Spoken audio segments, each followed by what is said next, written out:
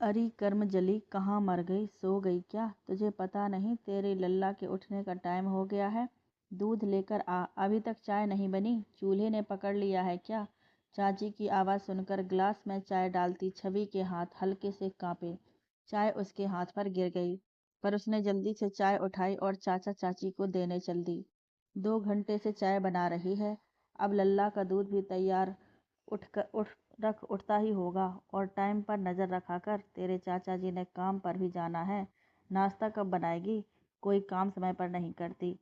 चाची चाय पकड़ते हुए बोली। चाचा चुपचाप हमेशा की तरह फ़ोन में बिजी थे। उसने आकर जल्दी से गैस पर एक तरफ सब्जी रखी, दूसरी तरफ रोटी बनाने लगी। नाश्ता बनाने के बाद उसने जल्दी से झाड़ू लगाया। उसका कजिन संजय उठ गया था। वो जानबूझकर उसके आगे घूमता ताकि उसे झाड़ू लगाने में देर लगे और उसकी माँ से डांट पड़े। पर वो कुछ नहीं कहती थी, कभी नाराज नहीं होती थी। सारा काम करके वो स्कूल के लिए तैयार हो गई। बस एक स्कूल ही था जहाँ जाने की उसे जल्दी रहती थी। वो राजस्थान के एक छोटे से शहर में रहते थे। उसके पापा ट्रक ड्राइवर थे, दूसरे राज्यों में ही सफ़र पर रहते थे। स्कूल में वो साल भर की फीस दे जाते थे। वो महीने में एक आध बार घर आते थे और छवि के खर्चे के तौर पर चाचा को पैसे दे जाते थे। पर इसे कभी किसी ने कुछ नहीं दिया, ना इसने मांगा। ये पढ़ने में अच्छी थी और स्कूल टीचर बनना चाहती थी। स्कूल में पूजा इसकी बेस्ट फ्रेंड थी। उसकी मम्मी इसके लिए खाने को रोज़ कुछ न कुछ भेजती थी। स्कूल अच्छा लगने के कारण एक पूजा भी थी। वक्त बदला, ये बड़ी हो गई। इसने 12वीं के पेपर दिए थे, रिजल्ट आना रहता था। इसका कजिन संजय बड़े शहर में पढ़ने चला गया। फिर एक दिन अचानक इसे हॉस्पिटल से फ़ोन आया कि इसके पापा का एक्सीडेंट हो गया है। ये चाचा चाची के साथ हॉस्पिटल पहुंची तो वहां पापा की जगह पापा की लाश मिली। वहीं लाश के पास एक अमीर बूढ़ा खड़ा था। वो पापा के पास आकर रोने लगी, जबकि चाचा चाची उस बूढ़े के साथ बातें करने लगे। फिर चाचा उसके पास आए और बोले, बेटा वो तुझे बुला रहे हैं। उनकी कार को बचाते हुए भैया का एक्सीडेंट हुआ है। वो चाचा के साथ उनके पास गई तो वो बोले, मुझे माफ़ कर दो, मेरी वजह से आज तुमने अपने पापा को खो दिया। तुम्हें क्या चाहिए बोलो, मैं कुछ भी दे सकता हूँ। जी मुझे कुछ नहीं चाहिए, कहकर वो अपने चाचा के पास आ गई। उसे पता नहीं था कि उसके कार में बैठने के बाद उसकी चाची ने उनसे पैसे ले लिए थे। फिर उसके पापा ने मरने के 2 महीने बाद उसके चाचा चाची ने उसे नौकरी लगवाने का कहकर शहर ले आए और वहाँ एक होटल में उसे एक बूढ़े आदमी को सौंपते हुए बोले, लीजिए ये अब आपकी है, आप जो भी कहेंगे ये करेगी। फिर छवि से बोले, बेटा तुम्हें इनके घर नौकरी करनी है, अब से यही तुम्हारे सब कुछ हैं, जैसा कहें वैसा करना। चाचा चाची ने उनसे चेक लेकर अपने पर्स में रख लिया। चाचा आप ऐसा क्यों कर रहे हो? मुझे इनके साथ नहीं जाना, मैं सारा काम करूंगी। चाची मैं आपकी हर बात मानूंगी, मुझे अपने साथ ले चलो। छवि चाची का हाथ पकड़कर रो पड़ी, लेकिन चाची उसे कार में धकेल कर उससे हाथ छुड़ाकर चली गई। देखिए मैंने इसकी पूरी कीमत दे दी है, इसलिए आइंदा मुझे अपनी शक्ल ना दिखाना, कहकर वो कार की पैसेंजर सीट पर आकर बैठ गए और ड्राइवर को कार चलाने को कहा। छवि जोर जोर से चिल्ला रही थी, चाचा चाची चुप हो जाओ, चिल्लाने का कोई फ़ायदा नहीं है। जिन्हें तुम इतना रो रो कर बुला रही हो वो तुम्हें हमारे मालिक को बेच गए हैं। मैंने खुद उन्हें चेक दिया है। उन्होंने खुद माना है कि अब उन्हें तुमसे कुछ लेना देना नहीं, उस बूढ़े ने कहा। उसकी बात सुनकर छवि चुप हो गई। आखिर वो कर भी क्या सकती थी? सफ़र लगभग 6 घंटे का था। उन्होंने आधे रास्ते जाकर होटल में खाना खाने के लिए कार रोकी, पर वो नहीं उतरी। सफ़र बहुत लंबा है, कब तक भूखी रहोगी?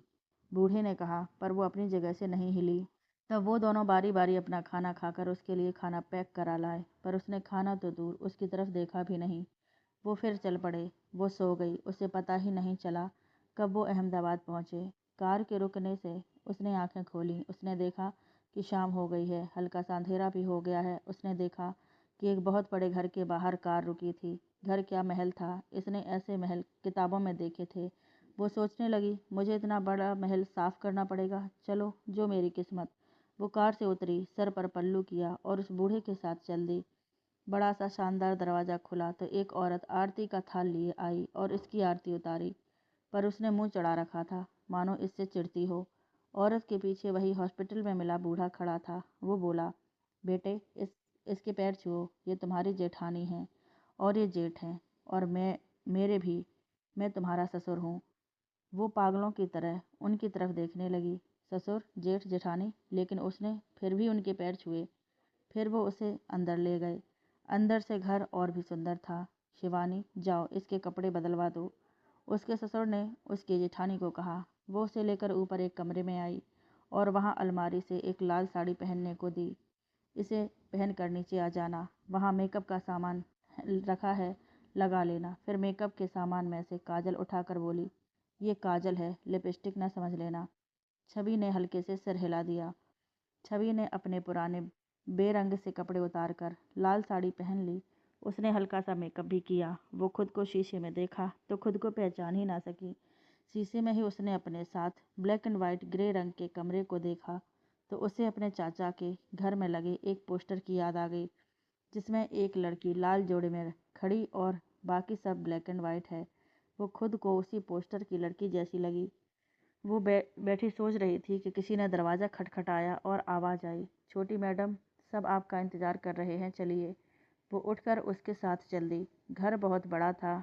अगर कोई पूरा घर देखने लगे तो सारा दिन लग जाए। वो डरी सहमी सी नौकरानी के पीछे चल रही थी। उसे पता चल रहा था कि वो लिफ्ट से नीचे जा रही है।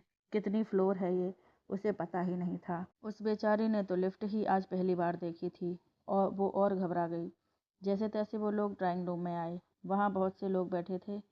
इसने देखने के लिए सिर नहीं उठाया, सिर्फ आवाज़ सुनकर ही अंदाज़ा लगाया कि 10 के करीब लोग होंगे। उसे सोफे पर बैठा दिया गया। तभी उसके ससुर बोले, बेटी, आज से तुम हमारे परिवार का हिस्सा हो गई हो। आज तुम्हें तुम्हारे परिवार से मिलाते हैं। फिर एक हैंडसम सा लड़का आया। छवि ने बैठते वक्त उसे देखा था।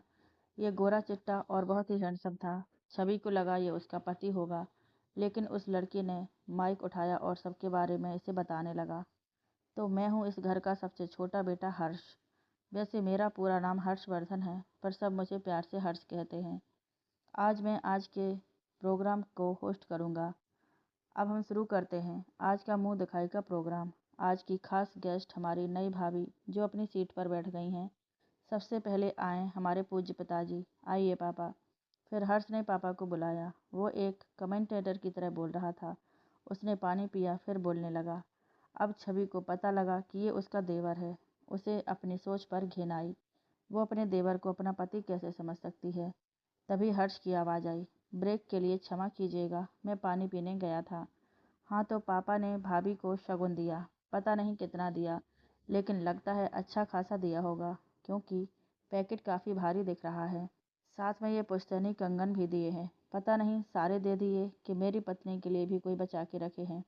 सभी हंस पड़े। छवि को भी अब थोड़ा सा सहज लगने लगा था। अब आए हमारे चाचा जी। इन्होंने भी पापा की तरह तगड़ा शगुन दिया। हमारी भाभी ने उनके भी चरण छुए और आशीर्वाद लिया। हर्ष सबको आंखों देखा हाल सुना रहा था। छवि सिर को झुकाए बैठी थी। उसने किसी के भी चेहरे नहीं देखे थे। अब आई हमारी बुआ जी। ये भी इसी घर में रहती हैं। इन्होंने ही हमें माँ की तरह पाला है। अब बुआ ने भी शगुन दिया। उन्होंने पल्लू में छुपा के दिया। पता नहीं कम है कि ज़्यादा, हर्ष ने हंसते हुए कहा। अब आ रहे हैं हमारे बड़े भैया और भाभी जी। भैया ने शगुन दिया और खड़े हो गए, पर भाभी ने बड़े प्यार से छोटी भाभी का पल्लू ठीक किया। उसके कान में कुछ कहा और शायद उसे कह रही हैं कि तेरे कंगन मेरे कंगन से बड़े कैसे हैं। हा हा हा, जोक ऑफ द डे कहकर उसने सभी को हंसा दिया। अब एंड में ये हमारे चाचा जी की छोटी बेटी निम्मी और ये है हमारा इकलौता भतीजा प्रताप। इनके अलावा चाचा की बड़ी बेटी है सिम्मी। वो बड़ा पढ़ाई के कारण नहीं आई। निम्मी और मैं, हम दोनों कॉलेज में पढ़ते हैं। हमारे एग्ज़ाम बाद में हैं। हमारे प्रताप जी अभी 5वीं में पढ़ते हैं। सब हो गए भाई, कोई मुझे पानी दो। वो सांस फूलने का बहाना बनाकर सोफे पर लेट गया। पानी पीने के बाद वो फिर खड़ा हो गया। सबके लिए चाय पानी आ गया था। हाँ जी, ब्रेक के बाद फिर हाजिर है आपका होस्ट हर्ष। अब बारी है भाभी के शगुन देने की। ये बुआ भाभी जी के पास आ गई हैं। सबसे पहले हमारे पापा के वफादार इस घर के हाउसकीपर सोम दादा। ये वही बूढ़ा आदमी था जो उसे वहाँ लेकर आया था। अब ये दादा हैं। दादा ने इन्हें प्रणाम किया और ये भाभी जी ने बुआ के कहने पर उन्हें पैकेट दिया। अब बारी आई सोम दादा की दादी इमली माता की। लो, मेरे बोलते बोलते वो शगुन लेकर निकल भी गए। ऐसे ही उसने सारे नौकरों के नाम बोले। सारे अपने अपने पैसे लेकर दुआएं देकर चले गए। इस बीच छवि सोच रही थी कि उसकी शादी हुई किससे है, कोई उसकी भी बात क्यों नहीं कर रहा, जाने वो कैसा होगा। फिर बुआ के कहने पर छवि ने निम्मी और प्रताप को एक एक पैकेट दिए। फिर हर्ष बोला, बुआ ये गलत बात है, आपने मुझे कुछ नहीं दिलवाया, मेरा शगुन कहाँ है? तू देवर है, अपनी भाभी से मांग ले, बुआ बोली। तो वो जाकर छवि के बराबर बैठ गया और बोला, भाभी मेरा शगुन दीजिए। छवि ने निकाल के जल्दी से दे दिया। उसने देखा तो वो बोला, भाभी ये क्या, ये तो बहुत कम है, मुझे नहीं पता, मुझे और चाहिए। तभी किसी के खांसने की आवाज़ आई। सबकी हंसी से गूंजता कमरा एकदम से शांत हो गया, जैसे सबको सांप सूंघ गया हो। छवि की समझ में कुछ नहीं आ रहा था। वो डर के मारे गर्दन भी नहीं उठा पा रही थी।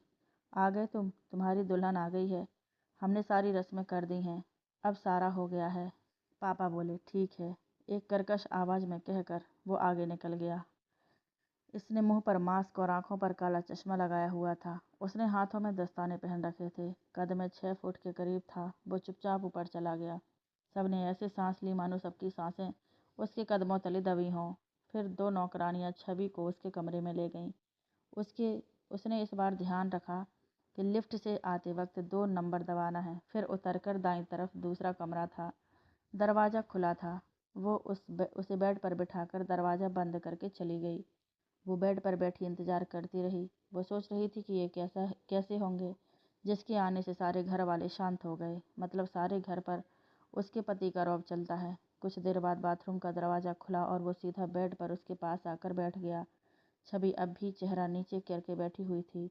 उसने उसके सामने कागज़ रखे और बोला, इस पर साइन कर दो। छवि ने कागज़ पर बड़े अक्षरों में मैरिज सर्टिफिकेट लिखा पढ़ लिया था। संग्राम ने पहले ही साइन किए हुए थे। उसने भी चुपचाप साइन कर दिए। उसने छवि की ठोड़ी पकड़कर उसका मुंह ऊपर उठाया और बोला, लो अब ये शादी कानूनन हो गई, ध्यान से देख लो, ये पति है तुम्हारा। छवि ने डरते डरते आंखें उठाकर उसे देखा। उसकी चीख निकल गई और वो बेहोश हो गई। वो वहीं बैठा डरावनी हंसी में जोर जोर से हंसा, फिर बाहर आ गया।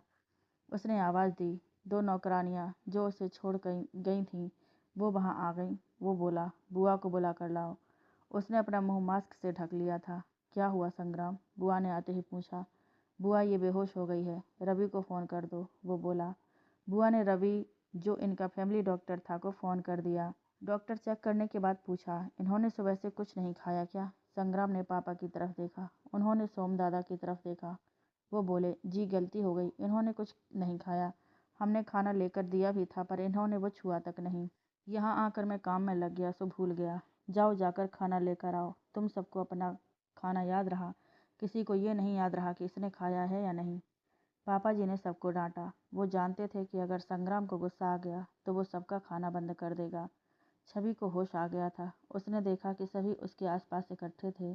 उसके होश में आने पर संग्राम बोला, खाना लाओ, आप सब भी जाकर रेस्ट करो। सबके जाने के बाद अब छवि और संग्राम ही अकेले रह गए थे। संग्राम ने खाना उसकी तरफ बढ़ाते हुए कहा, खाना खा लो। तुमने किसी को बताया क्यों नहीं कि तुम्हें भूख लगी है?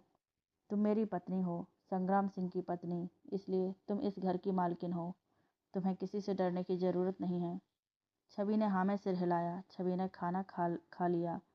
तुम मेरी शक्ल देखकर डर गई थी? उसने खाना खाने के बाद संग्राम ने पूछा। नहीं, मैं नहीं डरी। मैं क्यों डरूं? वो अचानक देखकर घबरा गई थी।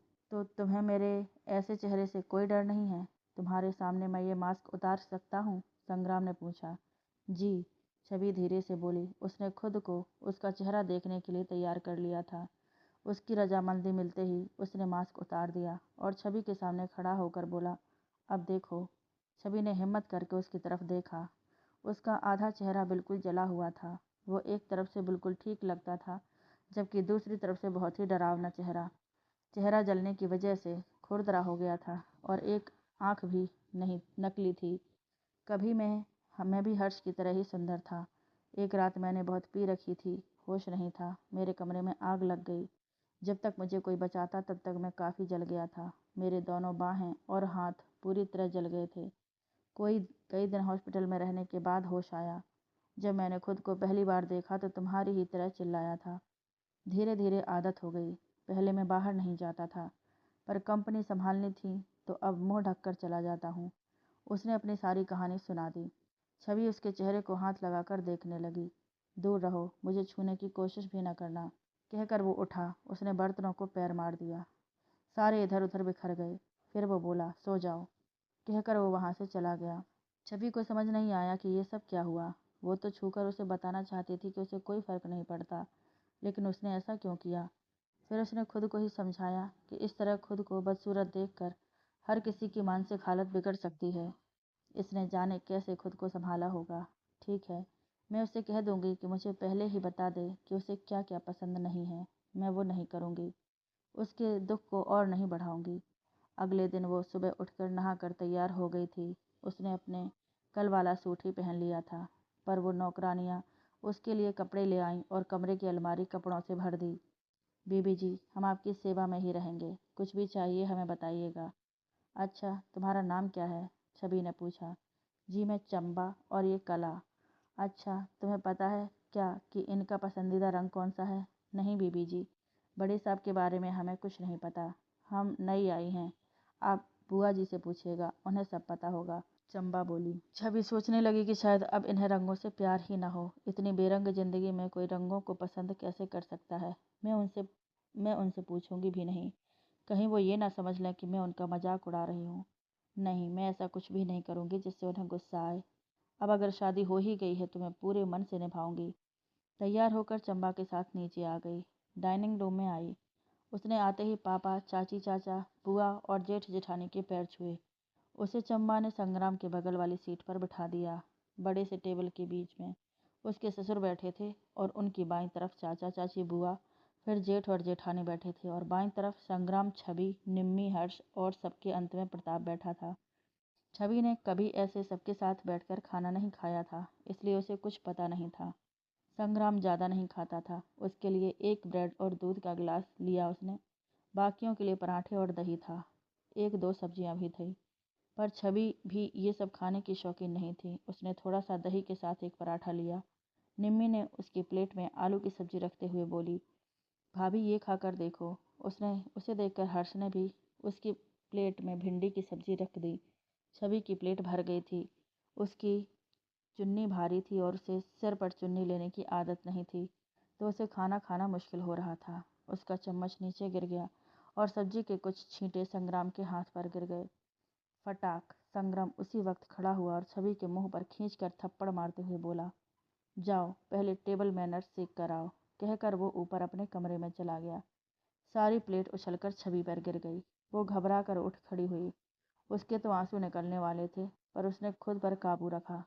उसने सबसे कहा, क्षमा कीजिए, मैं चलती हूँ, कहकर वो भी अपने कमरे में चली गई। नीचे पापा, बड़े भैया, हर्ष और निम्मी को तो संग्राम का बिहेवियर बुरा लगा, पर चाचा, चाची, बुआ और बड़ी भाभी ये देखकर खुश हो रहे थे। छवि कमरे के अंदर आकर बहुत रोई। उसे अपने घर में भी चाची से रोज ही ताने सुनने को मिलते थे, पर वो कभी रोई नहीं थी। पर आज उसे बहुत बुरा लग रहा था। जाने क्यों वो फूट फूट कर रोई। फिर उसने अपने कपड़े बदले और चुन्नी के को टिकाए रखने की प्रैक्टिस करने लगी। उसने तय किया कि वो कोई गलती नहीं करेगी। वो शीशे में अपने चेहरे पर छपे संग्राम के हाथ के निशान को देखते ही रह गई। उसे आज पूजा दी की बात याद आ रही थी। वो अक्सर कहा करती थी, छवि तू शादी से पहले इतना काम करती है, अपनी चाची के इतने जुल्म सहती है, देखना शादी के बाद तुम बहुत खुश रहोगी। तुम्हारा पति, तुम्हारे ससुराल वाले तुम्हें बहुत प्यार करेंगे। तू अपने घर में राज करेगी। तूने अपने जीवन में अब तक खिजा ही खिजा देखी है, देखना शादी के बाद बहारें ही बहारें होगी।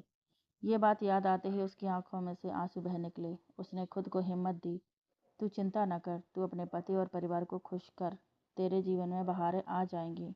तू मेहनत कर और बहारों का इंतजार कर। उसने अपनी आदत के अनुसार इस बात पर शेर बनाकर खुद को ही सुनाया।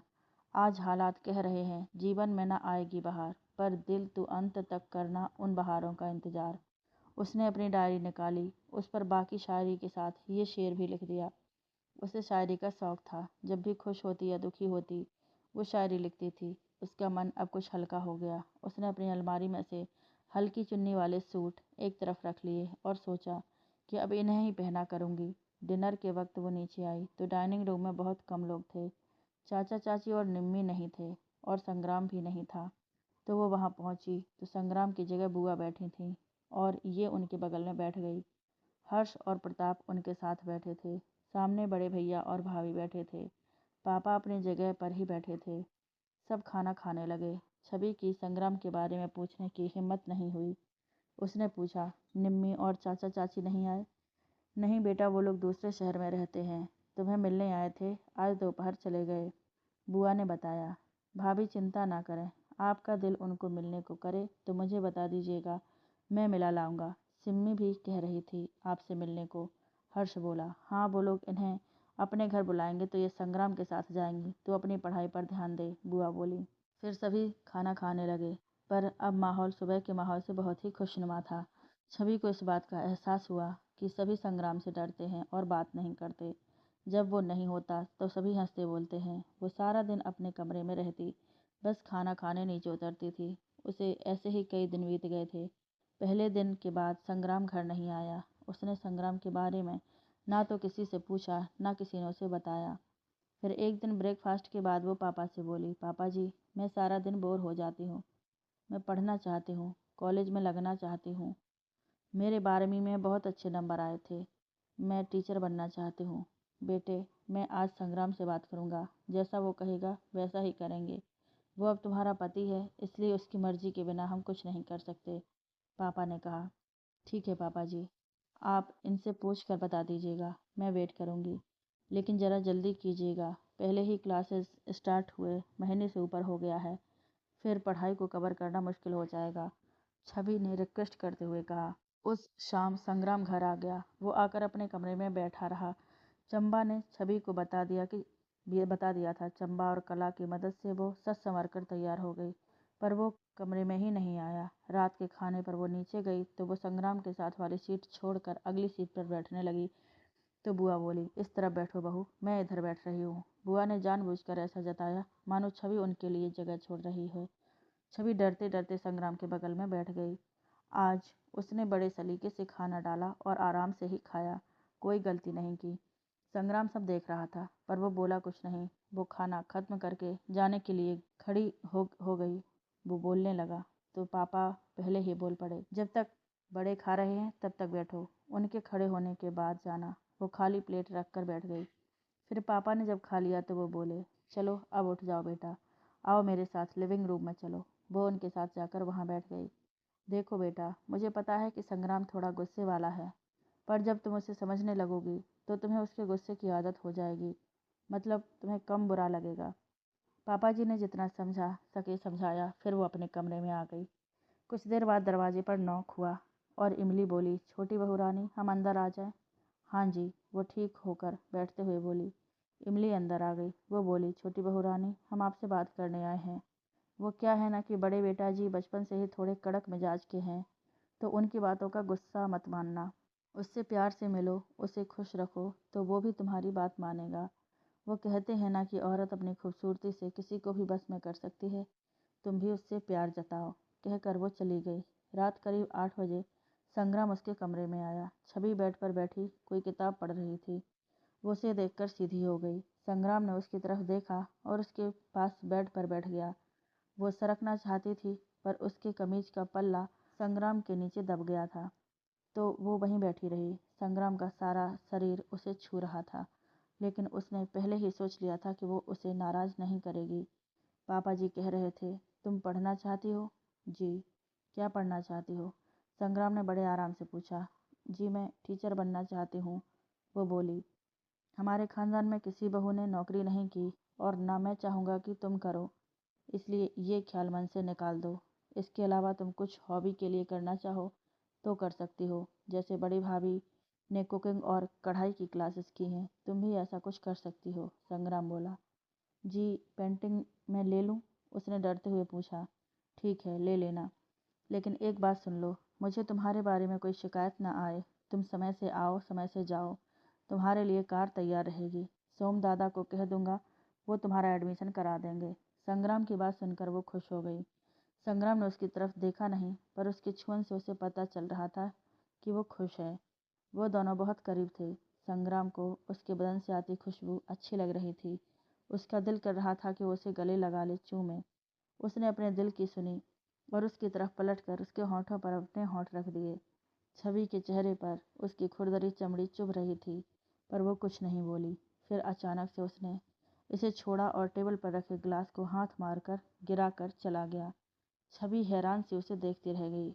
वो सोच रही थी कि कि ऐसा क्यों है। उसे कुछ समझ नहीं आ रहा था। वो जितनी भी कोशिश कर ले, वो फिर भी नाराज हो जाता है। अगले दिन वो सोम दादा के साथ कॉलेज गई। संग्राम के कारण उसका आराम से एडमिशन हो गया। सोम दादा उसे क्लासेस में बिठाकर चले गए। वो काफ़ी मन लगाकर सीखने लगी। अब वो रोज़ रोज़ कॉलेज जाती थी। ड्राइवर ही ले आता था। कुछ दिन बाद उनकी क्लास में एक नया लड़का आया। लड़का बहुत ही हैंडसम था। उसने अपनी ज़िंदगी में सबसे हैंडसम लड़का हर्ष देखा था, पर यह हर्ष से भी बहुत ज़्यादा हैंडसम था। सभी लड़कियां उसे देखकर आहें भर रही थीं। उसने एक बार उसकी तरफ देखा, फिर अपना काम करने लगी। क्लास में सर आए तो उन्होंने उसका परिचय सबसे करवाया। बच्चों, ये है नए स्टूडेंट, इनका नाम सहस है। सहस, आप क्लास में किसके पास बैठना चाहेंगे? जी, मैं उनके साथ बैठना चाहूँगा, सहस ने छवि की तरफ उंगली करते हुए कहा। छवि ने कहा, लेकिन सर, मेरे साथ मीना बैठती है, वो आज आई नहीं है। कोई बात नहीं, मीना को हम और जगह बैठा देंगे। ये नया आया है, इससे बेसिक बातें बाकियों से अच्छी तरह तुम समझा सकती हो, सर ने कहा। अब छवि भी कुछ ना कह सकी। वो छवि के साथ बैठ गया और छवि उसे पिछला काम समझाने लगी। अगले दिन मीना आई तो सर ने उसे किसी और के साथ बिठा दिया। अब छवि के पास कोई चारा नहीं था, उसे उसी के साथ बैठना पड़ा। वो बातें बहुत करता था। छवि चुप रहना पसंद करती थी। वो छोटी छोटी बात छवि से पूछता। छवि तंग हो जाती, पर वो कुछ नहीं कह सकती थी। इस पर वो कहता, एक बात कहूँ, गुस्से में तुम और भी प्यारी लगती हो। तुम्हारी आंखें यूँ छोटी हो जाती हैं। उसने अपनी आंखें छोटी करते हुए कहा। देखकर छवि को भी हंसी आ गई। तुम बहुत ही खराब हो, ना तो चुप बैठते हो ना बैठने देते हो। देखो, मुझे ये करना है, प्लीज़ मुझे पढ़ने दो, उसने हाथ जोड़कर कहा। अरे कहाँ कहाँ तारीफ करूँ तेरी हंसी, तेरा ये घूर कर देखना, तेरा ये गुस्सा होना कमाल है, और तुम्हारी हंसी का तो कहना ही क्या। मैं तो तुमसे मिलकर मोक्ष पा गया, सहस ने उसकी तरफ देखते हुए कहा। तुमने सीखना है या नहीं? अगर सिर्फ बातें ही करनी है तो मुझे माफ़ करो, मुझे बातों में कोई इंटरेस्ट नहीं है, कहकर वो अपनी पेंटिंग करने लगी। छुट्टी के वक्त वो बाहर आई तो वो भी उसके साथ चलने लगा, पर वो मीना को देखकर आगे मुड़ गया। वो मीना के साथ चल दी। मीना का घर इनके घर के रास्ते में पड़ता था, तो वो रोज़ उसके साथ कार में ही जाती थी। सहस एक बाइक लेकर आया। उसने उसके पास लाकर बाइक रोक दी। बोला, लिफ्ट चाहिए मैडम, फ्री राइड? जी नहीं, हमारी कार आती है हमें लेने। वो सामने देख रहे हो, ड्राइवर वेट कर रहा है। छवि को देख छवि को चुप देख मीना बोल पड़ी। फिर वो उसे वहीं खड़ा छोड़कर कार में बैठ गई। वो घर आकर सीधे अपने कमरे में चली गई। उसने अपनी अधूरी पेंटिंग कमरे में रखी और बनाने लगी। तभी वहीं जानी पहचानी आवाज़ आई। कॉलेज में थकी नहीं, जो यहाँ भी आकर भी वही करने लगी हो? छवि एकदम से डर कर उठी और साइड पर रखी चुन्नी उठाकर सर पर ले ली। फिर बोली, वो कल ये सब सबमिट करानी है। अच्छा, तुम्हें देखकर लगता है पढ़ाई में बचपन से ही ऐसी ही हो, जिद्दी, है ना? संग्राम बोला। छवि उसके चेहरे की तरफ देखती नहीं थी।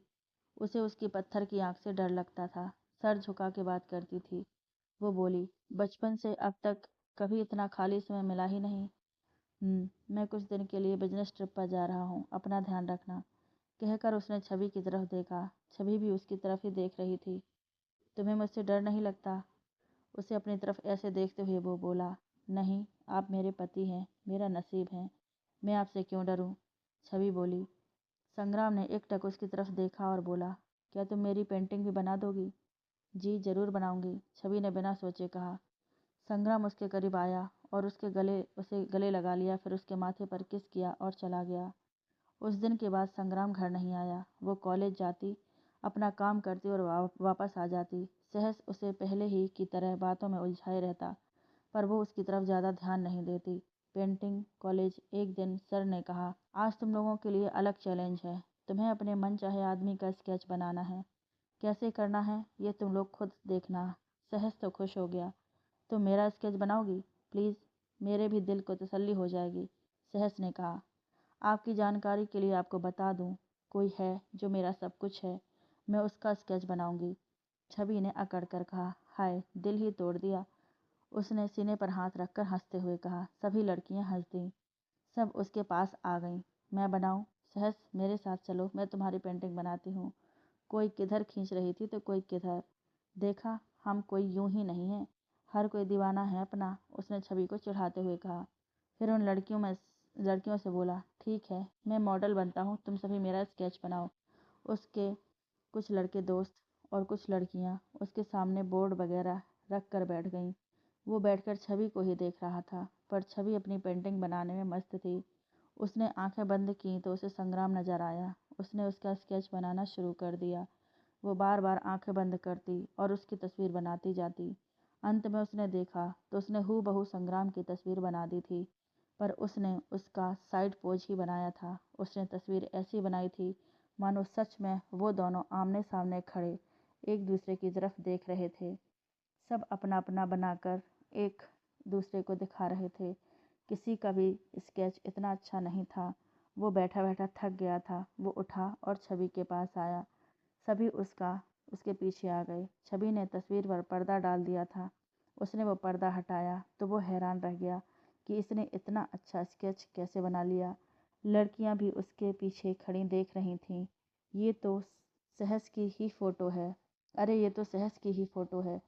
तुम उस वक्त तो बड़े नखरे मार रही थी, अब तुमने भी इसकी तस्वीर बना दी और आधी अपनी भी इसके साथ लगा दी, पर ये इतना काला तो है नहीं, एक लड़की बोली। सहस अभी भी उस तस्वीर को ध्यान से देख रहा था। उसने छवि की तरफ देखा। तुम्हें ये किस एंगल से सहस लग रहा है? ये सहस नहीं है, पर मेरा सब कुछ है, कहकर उसने स्केच को ढक दिया। सहस भी हंसकर बोला, तुम इसकी पेंटिंग देखने लगे, अपनी बनाई हुई भी दिखाओ, मेरी किसने कैसा स्केच बनाया है। सब अपने अपने स्केच लाकर दिखाने लगी। सहस एक एक के स्केच देखता रहा, पर किसी का भी उसे पसंद नहीं आया। उसने कहा, छवि, क्या तुम मेरा भी स्केच बना दोगी? देखो, दोस्ती में इतना तो कर ही सकती हो। ये सबने तो पता नहीं किस किस की शक्ल बना दी। सबकी बनाई, बस मेरी मेरी जैसी एक भी नहीं बनाई। मुझे तुम्हारी बनाई सबसे अच्छी लगी। बना दो प्लीज़, मैं अपने घर पर लगाऊंगा। वो छवि के पास आकर बोला, पर एक शर्त पर बनाऊंगी, तुम मेरा पीछा करना छोड़ दोगे। बोलो मंजूर? छवि ने देखा कि बाकी सभी चले गए हैं और वो दोनों ही उधर हैं, तो उसने उससे पूछा, ये कैसी शर्त हुई भला? तुम खूबसूरत हो, मैं तुम्हारी खूबसूरती की कद्र करता हूँ, तो क्या ये बुरी बात है? सहस बोला, मैं तुम्हें एक बात बताना चाहती हूँ कि जिसकी मैंने तस्वीर बनाई है, मैंने बताया ना कि वो मेरा सब कुछ है। इसका मतलब नहीं समझते तुम? इसका मतलब है वो मेरा प्यार, मेरी ज़िंदगी, सब कुछ है। अब भी कुछ कहना है तो इसमें क्या है? तुम किसी को भी सब कुछ मानो, मैंने कब तुम्हें इस बात से रोका है? मैं तुम्हें अपना सब कुछ मानता हूँ, मेरा प्यार, मेरी ज़िंदगी, सब कुछ। वो बेशर्मी से बोला, तुम ऐसे नहीं मानोगे तो सच कहूँ, ये मेरे पति हैं और मैं अपने पति को कभी धोखा नहीं दूंगी। छवि अकड़ कर बोली, लगता है तुम्हारे माँ बाप ने इससे पैसे लिए होंगे, पैसे वापस नहीं कर सकते थे, इसलिए उन्होंने तुम्हें बेच दिया, या कहूँ कि शादी का सौदा किया। नहीं तो इस जैसे से शादी कौन करता? वो मुंह बनाकर बोला, तुम मेरे पति के बारे में ऐसा नहीं बोल सकते। वो जैसे भी हैं मेरे पति हैं, तुम्हें कोई हक नहीं है तुम उनके बारे में कुछ बोलो। छवि ने गुस्से से कहा, देखो, किसी को कोई भी पसंद कर सकता है, किसी को भी प्यार कर सकता है, इस पर किसी का जोर नहीं है। मैं नहीं कहता कि तुम उसे मत चाहो, पर तुम भी मुझे सच कहने से नहीं रोक सकती। मैंने तो स्केच बनाने को ही कहा है, तुम तो फालतू की बातें लेकर बैठ गई। वो बोला, अच्छा, यही बहुत है कि तुम समझते हो, चलो ठीक है, मैं तुम्हारा स्केच बना दूंगी, कहकर उसने बैग उठाया और चली गई। वो मन ही मन संग्राम के बारे में सोच रही थी कि आज वो आएंगे, मुझे जाकर तैयारी करनी चाहिए। सहस उसे जाते हुए देख रहा था। वो वहीं खड़ा मुस्कुरा दिया। उसने घर आकर वो स्केच अपने बेड के पीछे लगा दिया। फिर वो खड़ी होकर उस स्केच को देखने लगी।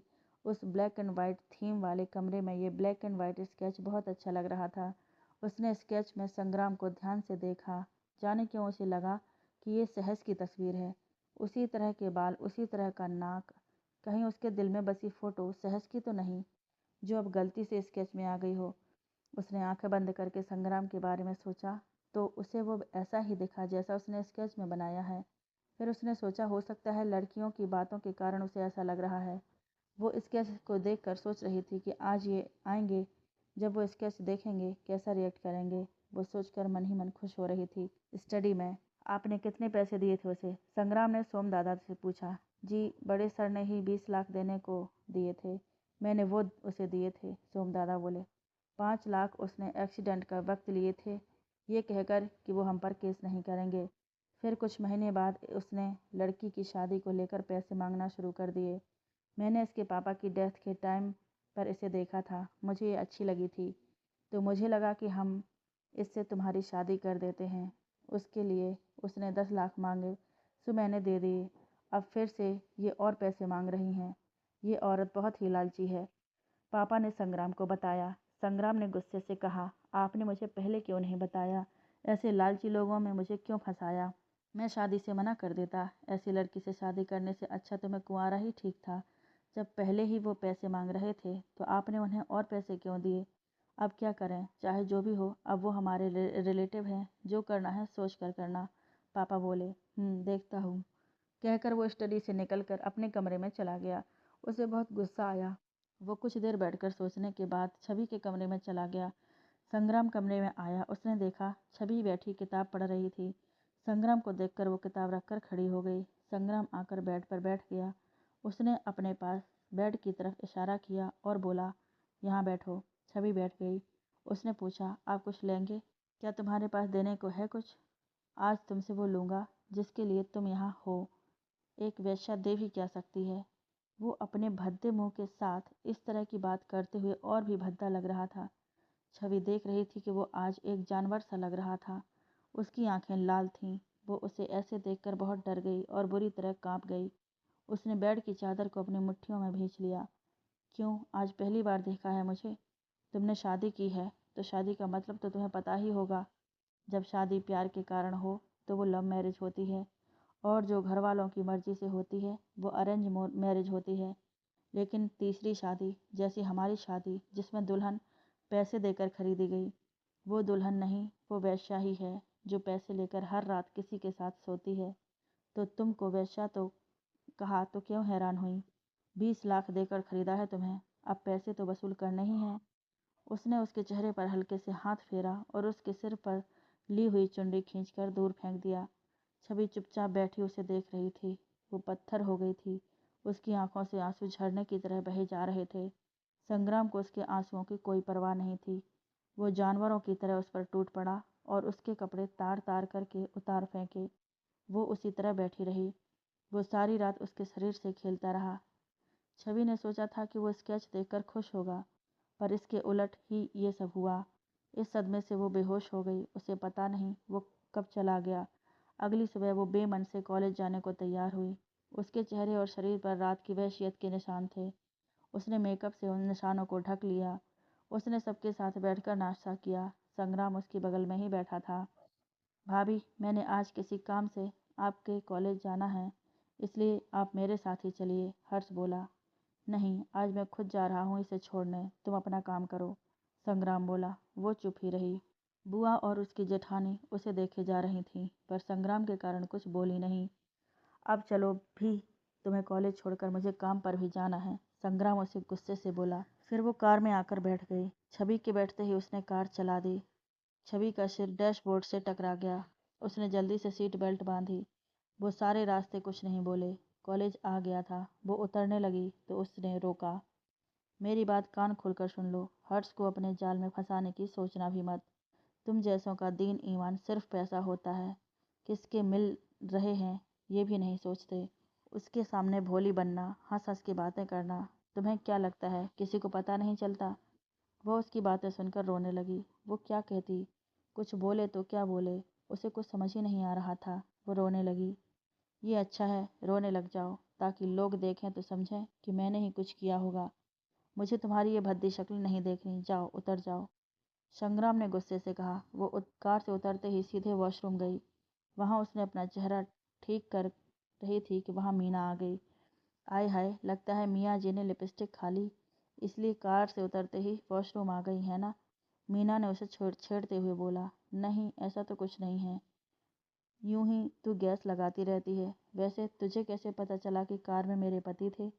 छवि ने खुद को संभालते हुए पूछा। इसमें कौन सी बड़ी बात है, ड्राइवर के साथ होती तो तुम पीछे बैठती हो। लेकिन आज तुम आगे से उतरी, वो भी कार के रुकने के काफ़ी देर बाद। इतना तो पता चल ही जाता है कि कार रोककर क्या किया जा रहा था। मीना ने आंखें तरेर कर कहा। अच्छा दादी अम्मा, तू जीती मैं हारी, अब चल क्लास में चल, नहीं तो मैडम जी फिर कहेंगी। मीना तुम कब सुधरोगी। दोनों हंसते हुए क्लास में आ गई। आज सहस नहीं आया था। उसे बड़ा अजीब सा खालीपन महसूस हो रहा था। बेशक वो उसे कुछ भी कहती रहे, पर आज उसे उसकी कमी खल रही थी। शाम होते होते वो पूरी तरह बोर हो गई थी। उसे लग रहा था मानो आज समय गुजर ही नहीं रहा है। छुट्टी हुई तो वो मीना के साथ गेट के पास आ गई। ड्राइवर ने दरवाज़ा खोला। वो दोनों कार में बैठ गईं। आज तू चुप चुप क्यों है। बस तबीयत ठीक नहीं है। मैं भी कहूँ शायद सहस को मिस कर रही है। मीना ने उसे छेड़ने के लिए कहा। छवि ने उसकी कुहनी मार के ड्राइवर की तरफ इशारा किया कि ड्राइवर बैठा है, तो मीना ने एकदम बात बदल दी। यार तू हमारे जीजा जी के कारण दुखी है कि वो छोड़ने तो आए थे, लेने नहीं आए। मीना बोली। फिर दोनों हंस दी। संग्राम ऑफिस में बैठा उनकी बातें सुन रहा था। वो भी मुस्कुरा दिया। उसकी सेक्रेटरी जो सामने उसके साइन करने का इंतजार कर रही थी, उसकी स्माइल देखकर डर गई। सर स्माइल क्यों कर रहे हैं, क्या मुझसे कोई गलती हो गई। वो बुरी तरह घबरा गई, पर उसे क्या पता था कि सर के कान में एयरपॉड लगे हैं। संग्राम ने पेपर साइन करके उसे वापस पकड़ा दिए। उस पर उसके चेहरे पर स्माइल वैसी ही थी। वो पेपर लेकर वहाँ से आ गई। संग्राम मुस्कुराते हुए काम करता रहा। उसका फ़ोन बजने लगा। उसे कल की बात याद आ गई। यही वक्त था जब बुआ का फ़ोन आया था। उसे सारी बात याद आने लगी। बुआ जी कह रही थीं, बेटा तुमने बहू को कुछ कहा है क्या। वो तो हमें देखकर नीचे रुकी ही नहीं, दौड़ती हुई लिफ्ट में चली गई। देख बेटा, ऐसा नहीं करते। माना कि उसके घर वालों ने पैसे लिए हैं, पर इसे कुछ कहकर वो पैसे वापस तो नहीं आने। क्या बुआ, क्या बुआ जी आप क्या कह रही हैं। किसने किससे पैसे लिए। हाय आग लगे मेरी जुबान को। मुझे क्या पता था कि तुझे पता नहीं है। मैंने सोचा तुझे तेरे पापा ने बता दिया होगा। मुझे क्या पता कि तुझे पता ही नहीं। क्या सोम दादा ने भी नहीं बताया। बुआ चालाकी से बोली। नहीं बुआ, आप यूं पहेलियां ना बुझाओ, सीधी तरह बताओ क्या बात है। बेटा तेरे पापा बता रहे थे कि तेरे ससुराल वालों ने शादी के बदले पैसे लिए हैं, कोई 15 लाख के करीब। अब मुझे पूरा तो नहीं पता, पर मुझे लगता है वो अब और पैसे मांग रहे हैं। बुआ ने अपना तीर छोड़ा। मैं आज ही उनसे बात करता हूँ। देखना बेटा, मेरा नाम मत लेना, वरना तेरे पापा सोचेंगे मैंने चुगली की है। अब तेरी बात है तो तुझे तो पता होनी ही चाहिए। कहकर बुआ ने फ़ोन बंद कर दिया। उसे सच में गुस्सा आया था। उसने घर जाते ही पापा और सोम दादा को स्टडी में बुलाकर उनसे बात की। फिर उसने छवि के साथ। उसे उसका रोना याद आ गया। वो याद नहीं करना चाहता था। उसने अपने असिस्टेंट ओम चड्ढा को बुलाया। सुनो, कार निकालो, आज हिसाब किताब करने जाना है। सर सफ़र बहुत लंबा है, लगभग 6 घंटे लगते हैं। ओम बोला। फिर ऐसा करो, कल सुबह जल्दी निकलेंगे। देखें तो सही कि है कैसे लोग, उसे भी ले चलेंगे। जी सर, सुबह 5 बजे निकलते हैं तो 11 बजे पहुंच जाएंगे। ओम बोला। संग्राम का घर। छवि जैसे ही घर के अंदर आई, उसने देखा कि बुआ और उसकी जेठानी लिविंग रूम में बैठी बातें कर रही थीं। उसे देखते ही बुआ ने उसे आवाज़ लगाई। इधर आओ। वो उनके पास गई। जी बुआ जी। लगता है तुम भूल गई हो कि तुम भी इस घर की बहू हो। तुम घर के कामों में हाथ बटाया करो। बुआ बोली। जी कहिए बुआ जी, क्या करना है। जाओ पहले कपड़े बदल लो, फिर आना। छवि जाने लगी तो बुआ बोली, रुको जरा, जाते जाते ये कप भी किचन में रख देना। छवि वापस मुड़ी और कप उठाकर किचन की ओर चल दी। रास्ते में ही चंबा ने उससे कप पकड़ लिया और बोली, आप ऊपर चलिए, कप मैं ले जाती हूँ। वो अपने कमरे में आ गई। वो कपड़े बदल कर नीचे लिविंग रूम में जाने लगी। उसे रास्ते में हर्ष मिला, जो इसे देखते ही भागकर इसके पास आया। भाभी, आप मेरे साथ चलिए, मुझे किसी के लिए गिफ्ट लेना है। देखिए, ये एक सरप्राइज़ है, किसी को बताना नहीं है। इस घर में किसी और को कहूँगा तो खबर फैल जाएगी, सरप्राइज़ ख़त्म हो जाएगा। इसलिए आपसे कह रहा हूँ, प्लीज़ प्लीज़। उसने बच्चों की तरह हाथ जोड़ते हुए कहा। लेकिन बुआ जी और दीदी जी को क्या कहूँ। छवि ने पूछा। आप कुछ मत कहिए, उन्हें मैं खुद ही बता दूंगा। कहकर वो लिविंग रूम में आ गया और बोला, बुआ जी मैं छोटी भाभी को अपने साथ ले जा रहा हूँ। मैंने बुक्स लेनी है, इन्होंने भी कुछ पेंटिंग का सामान लेना है, कुछ देर में आते हैं। कहकर वो छवि को लेकर चला गया। बुआ ने उन्हें जाते हुए देखकर मुंह सा बनाया और उसी वक्त उठकर अपने कमरे में आ गई। उन्होंने संग्राम को फ़ोन लगाया। हेलो बेटा, ज़्यादा बिजी तो नहीं है मेरा बेटा, मैंने डिस्टर्ब तो नहीं किया। नहीं बुआ जी, बताइए क्या बात है। बेटा, तेरा चेहरा ऐसा है, इस कारण पहले तेरी शादी की चिंता रहती थी, अब शादी की चिंता खत्म हुई तो अब ये चिंता है कि कहीं तेरी दुल्हन किसी और के साथ ना। बस बेटा, ये सब देखकर तेरा मेरा तो मुंह कलेजे को आता है। मुझे बस तेरी फिक्र रहती है, लोग तेरा मजाक ना उड़ाएं, बस इसलिए फ़ोन किया था। आप क्या कह रहे हैं, साफ साफ कहें। वो भी सोच में डूब गया कि आखिर ऐसा क्या हो गया। वो छोटी बहू हर्ष के साथ बाहर गई है अपनी पेंटिंग का सामान लेने। मैं रोकना चाहती थी, फिर मैंने सोचा कहीं तू नाराज़ ना हो जाए, इसलिए रोका नहीं। अब तू ही बता, जब लोग उन्हें साथ देखेंगे तो क्या समझेंगे। यही ना कि अगर सामान लेना था तो अपने पति के साथ जाती। फिर ये भी कहेंगे कि पति बदसूरत है इसलिए देवर के साथ घूमती है। अरे बेटा, ये मैं नहीं कह रही, लोग कहेंगे। मुझे तो बस तेरी फिक्र है। अच्छा, मैं फ़ोन रखती हूँ, मेरा पूजा का समय हो गया, कहकर बुआ ने फ़ोन बंद कर दिया। संग्राम को बहुत गुस्सा आया। उसने अपने घर के नज़दीक की सभी मॉल मार्केट की पार्किंग की सीसीटीवी देखी। एक मॉल की पार्किंग में उसे हर्ष की कार नजर आई। असल में ये सभी मॉल इसके हैं, सो सीसीटीवी का कनेक्शन इसके फ़ोन से है। वो उठा और उसी वक्त उस मॉल में पहुंच गया। उसने मुंह पर मास्क और आंखों में चश्मा डाल लिया, इससे इसका खराब चेहरा छिप जाता था। उसने एक कपड़े की दुकान पर देखा कि हर्ष कोई ड्रेस छवि के लगा कर देख रहा था। फिर उसे शीशे में देखने को कहा और बोला, देखो कितनी प्यारी लग रही है। शॉप में सब उनकी तरफ ही देख रहे थे, कितनी प्यारी जोड़ी है। तभी संग्राम अंदर आ गया। सभी उसके वेलकम के लिए दौड़े, पर वो सीधा छवि के पास आकर उसे कमर से पकड़ लिया और उस ड्रेस को रखते हुए बोला, ये रंग मुझे अच्छा नहीं लगा, कोई और रंग दिखाओ। सेल्स गर्ल्स में भगदड़ मच गई कि पहली बार बॉस किसी लड़की को लेकर आया है।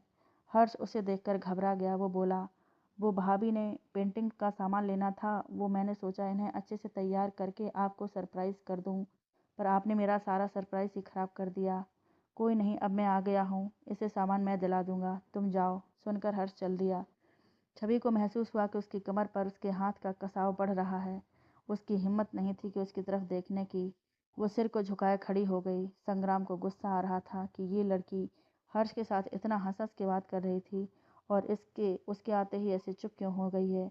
उसने उसके कान में कहा, क्या तुम लोगों को ये दिखाना चाहती हो कि मैं तुम्हें तंग करता हूँ? अगर नहीं तो खुश दिखो। उसकी बात सुनकर छवि मुस्कुरा दी। सेल्स गर्ल ने कई ड्रेसेस लाकर उसके सामने रख दी। ये वाली ड्रेस ट्राई करके देखो, चलो मैं साथ चलता हूँ। कहकर वो 3 ड्रेसेस उठाकर उसे लेके ट्रायल रूम की तरफ चल दिया। अब वो अब भी मुस्कुरा रही थी। वो उसी के साथ ट्रायल रूम में चला गया। आप प्लीज़ बाहर चलिए, मैं बदल कर आती हूँ। मैंने ये ट्रायल रूम इसलिए इतने बड़े बनवाए हैं ताकि 2 जने आराम से आ सकें, संग्राम बोला। देखिए प्लीज़, ये अच्छा नहीं लगता। तो जो तुम अपने देवर के साथ कर रही थी वो बहुत अच्छा दिख रहा था। वो थोड़ा गुस्से में बोला और बाहर निकल आया। उसकी बात सुनकर वो हैरान रह गई। ये क्या बात हुई भला, उसके साथ मैं क्या कर रही थी। इनका भी कुछ पता नहीं, कब खुश होते हैं कब नाराज हो गए। अंदर सो गई क्या, संग्राम गुस्से में बोला। उसकी आवाज़ सुनकर वो जल्दी जल्दी कपड़े बदलकर बाहर आई। संग्राम ने देखा कि वो बहुत सुंदर लग रही थी। उसने वो और 2-3 और ड्रेसेस लीं। फिर उसे पेंटिंग का सामान लेकर दिया। वो शॉपिंग करके वापस आ गई। संग्राम कार रोकते ही घर के अंदर चला गया और उसने छवि की तरफ मुड़कर भी नहीं देखा। छवि अपने सारे सामान के साथ अकेले उठाने लगी तो अंदर से चंबा और कला आकर उसका सामान पकड़ लिया। वो उसका सामान कमरे में रखकर वापस निकल आई। कला ने छवि को धीरे से कहा, अंदर सर बैठे हैं। छवि जल्दी से लिफ्ट में चली गई। वो कमरे में आई तो देखा संग्राम सोफे पर बैठा था। वो आकर बेड पर बैठ गई। क्या हर्ष बहुत हैंडसम है? जी, ये आप क्या कह रहे हैं? वो आपका भाई है तो मेरा भी भाई है। अगर आपको मेरा उससे बात करना अच्छा नहीं लगता है तो मैं उन्हें नहीं बुलाऊंगी। बात बुलाने की नहीं है। अगर तुमने मार्केट से कुछ लेना ही है तो तुम मुझे कह सकती थी, चंबा या कला को कह सकती थी, बुआ जी को भी कह सकती थी, पर तुमने हर्ष को ही क्यों कहा? देखने वालों को लगेगा कि इसका पति बदसूरत है इसलिए अपने देवर के साथ घूमती है। संग्राम बोले जा रहा था। वो सामने बैठी रोए जा रही थी। वो बोली, मुझे ये सब नहीं पता, मैंने नहीं कहा था। वो खुद कह रहा था कि उसने किसी के लिए गिफ्ट लेना है और घर पर बताना नहीं है, इसलिए उसने मेरा नाम ले दिया। वो रोते हुए कह रही थी। संग्राम को तब लगा कि उसे गलतफहमी हो गई है। ये सच कह रही है, मुझे इसे ऐसे नहीं कहना चाहिए था। वो उसकी तरफ देख रहा था कि उसकी नज़र उसकी उस पेंटिंग पर पड़ी। वो देखता रह गया। इसने कितनी खूबसूरती से दोनों को आमने सामने एक दूसरे को देखते हुए बनाया था। वो खुश हो गया। फिर उसे याद आया कि उसने कल इसके साथ क्या किया। वो उठा और रोती हुई छवि के पास आया और उसके कंधे पर हाथ रखकर बोला, अच्छा अब रो मत। सुनो, जल्दी सो जाना, सुबह तुम्हारे चाचा के घर जाना है। कहकर वो बाथरूम में चला गया। छवि ने मुंह उठाया। इन्होंने क्या कहा, चाचा के घर जाना है? उसने झट से आंसू पोंछे। वो भी जानना चाहती थी कि उन्होंने पैसे क्यों लिए। पूछना चाहती थी। उस रात वो वहीं उसके कमरे में लेट गया। छवि खाना खाकर आई तो बेड पर उसे लेटे देखकर वो घबरा गई। उसे कल की रात याद आ गई। वो कांपती हुई जाकर बेड पर अपनी साइड पर सो गई। कुछ देर बाद संग्राम ने उसे अपनी तरफ खींचकर अपनी बाहों में भर लिया और उससे लिपट कर सो गया। छवि पहले तो घबराती रही, फिर सो गई। अगली सुबह संग्राम उठा और नहा धोकर उसने छवि को जगाया और बोला, उठो नहीं तो लेट हो जाएंगे। वो जल्दी से उठी और बाथरूम में भाग गई। ओम 4:30 बजे कार लेकर आ गया था। वो लोग नाश्ता करके करीब 5 बजे वहाँ से चल पड़े। कार में संग्राम पीछे उसके साथ बैठता हुआ बोला, सफ़र बहुत लंबा है, अब सोना चाहती हो तो सो जाओ। नहीं, मुझे नींद नहीं आई, छवि ने उसके डर के मारे कह दिया, लेकिन कुछ ही देर में वो उसके कंधे पर सो रही थी। संग्राम उसे देखकर मुस्कुरा दिया। वो लोग आधे रास्ते पार कर गए थे। उसने छवि से पूछा, कुछ खाना तो नहीं है? नहीं, बस पानी पीना है। उसने कार में रखी पानी की बोतल उसे दे दी। उसने पानी पिया और फिर से सो गई। संग्राम ने उसकी तरफ देखा, फिर धीरे से ओम से कुछ कहा। फिर आगे एक जगह कार रुकी और ओम उतरकर चला गया। छवि ने आंखें खोली तो उसने खुद को संग्राम की बाहों में पाया। अब उसे भी संग्राम की बाहों में सोने की आदत हो गई थी। शायद वो शर्माते हुए धीरे से उससे अलग हुई और बाहर देखती हुई बोली, कार क्यों रोक दी? वो, तुम सुस्त लग रही हो इसलिए तुम्हारे लिए चाय मंगवाई है। तभी ओम चाय लेकर आ गया। वो चाय पीने लगी। संग्राम ओम के साथ बाहर खड़ा होकर चाय पी रहा था। उसने अपने मुंह का मास्क उतारा हुआ था। छवि उसे देखने लगी। ये आज पहले से अच्छा लग रहा था, या फिर उसे उसकी आदत हो गई थी शायद। 6 घंटे का लंबा सफ़र के बाद आखिर वो लोग उसके मायके पहुंच गए। चाहे चाची ने उसे बहुत तंग किया, फिर भी उसका यही मायका था। मम्मी का और पापा का बनाया घर यही था। शहर को देखते ही उसकी आंखें भर आईं। संग्राम ने देख लिया था, पर उसे पता नहीं था कि उसे क्या कहना है। वो घर के दरवाजे पर पहुंचे तो उसने बेल बजाई। उसकी चाची ने दरवाज़ा खोला। उन्हें पहले ही फ़ोन कर दिया गया था तो वो जानती थी कि इन्होंने आना है।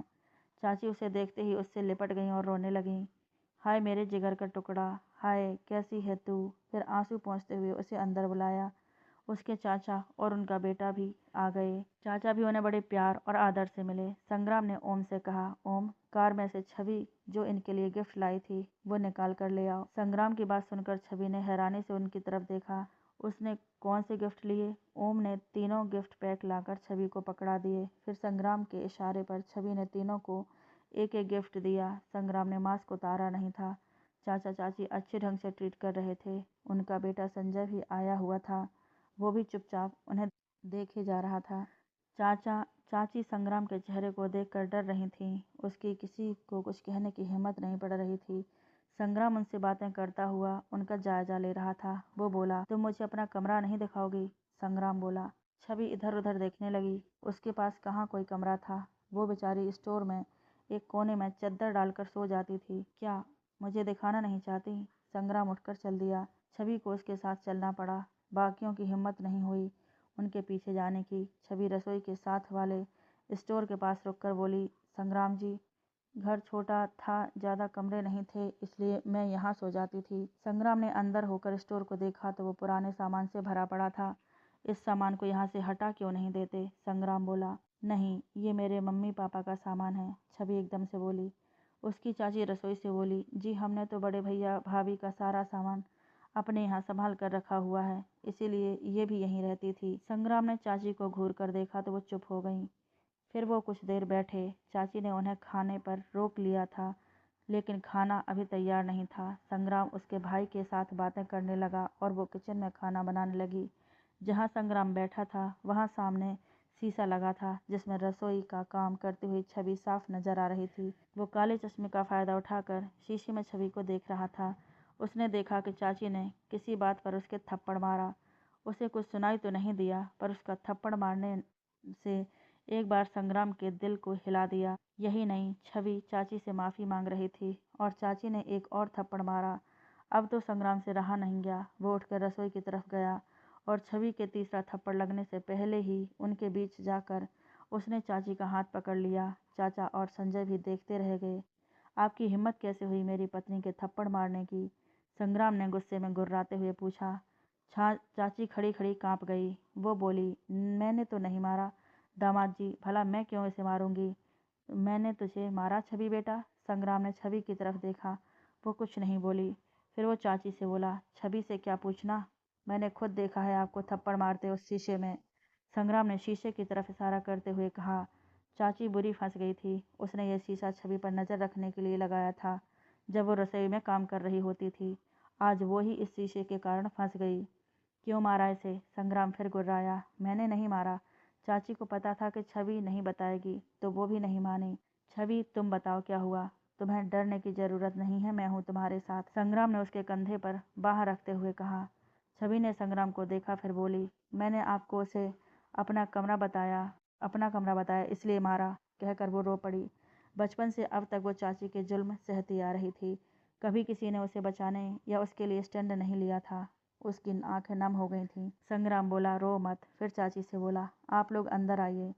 संग्राम छवि को ड्राइंग रूम की तरफ ले आया। वो लोग इसके पीछे पीछे थे। ओम वहीं बैठा था। सबके बैठते ही संग्राम बोला, मैं ये बात आते ही पूछ लेता, लेकिन मैं छवि के कारण चुप था। मैं जानना चाहता हूँ कि वो 15 लाख कहाँ हैं जो मेरे पापा ने आपको शादी के लिए दिए। जी, उन्होंने सिर्फ 10 लाख ही दिया था, चाची फट से बोली। छवि को सोम दादा ने बताया तो था कि चाची ने उसे बेचा है, पर उसे इस बात पर यकीन नहीं हुआ था। वो अपनी चाची के मुंह से ये सुनकर हैरान रह गई। उसे तब पता चला कि क्यों संग्राम उसे उस दिन कह रहा था कि वो वेश्या है। उसने इसकी कीमत दी है। और वो 5 लाख जो आपने कार एक्सीडेंट के वक्त छवि के नाम पर लिए थे और जो आप और पैसे मांग रही हो वो। संग्राम बोला। चाची का रंग उड़ गया। इन पैसों का चाचा को भी पता नहीं था। तुमने भैया की मौत पर पैसा लिया, कहकर चाचा ने गुस्से में चाची के थप्पड़ मारा। ना लेते तो और क्या करते? अपने बेटे को बड़े शहर में पढ़ा पाते तुम। उन्हीं पैसों से तो दाखिला करवाया है, वो बोली।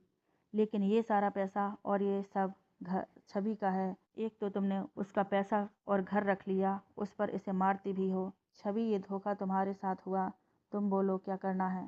संग्राम ने छवि के कंधे पर अब भी बाँह रखी हुई थी।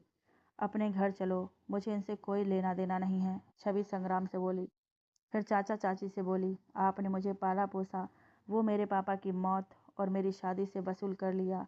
अब मेरा आपसे कोई लेना देना नहीं है। ये घर मैंने आपको दान दिया। आइंदा मेरे घर पर पैसों के लिए फ़ोन मत करना, कहकर वो संग्राम का हाथ पकड़कर बाहर आ गई। संग्राम ने कुछ नहीं कहा। वो उसके साथ चलता रहा। वो कभी छवि को देखता, कभी अपने हाथों की तरफ देखता। फिर वो कार में दोनों बैठ गए। ओम भी कार चलाने लगा। कार में बैठते ही छवि खिड़की से बाहर देखने लगी थी। उसके आंसू आते जा रहे थे और वो पहुंचे जा रही थी। उसने सोचा भी नहीं था कि उसके साथ ऐसा भी होगा। उसकी चाची उसके पापा की मौत के पैसे लेंगी। वो जितना सोचती उतना ही रोती जाती। संग्राम उसी को देखे जा रहा था। वो सोचता था कि वो पैसे इसने लिए हैं। अब इसे पता चला कि इसे तो कुछ पता ही नहीं। इसकी चाचा चाची ने इसके पापा का बनाया हुआ ये घर भी ले लिया और उनका सामान एक स्टोर में रख दिया और इसे भी वहीं रखती रहीं। इसकी चाची जब शादी के बाद इसके थप्पड़ मार सकती हैं तो पहले तो उसे बहुत पीटती होंगी। संग्राम को उस पर तरस आ रहा था। उसकी लाइफ भी कितनी दर्द भरी रही है। पहले वैसे चाचा चाची और अब मेरे जैसा पति। मैंने भी इसके साथ बहुत ज्यादती की है।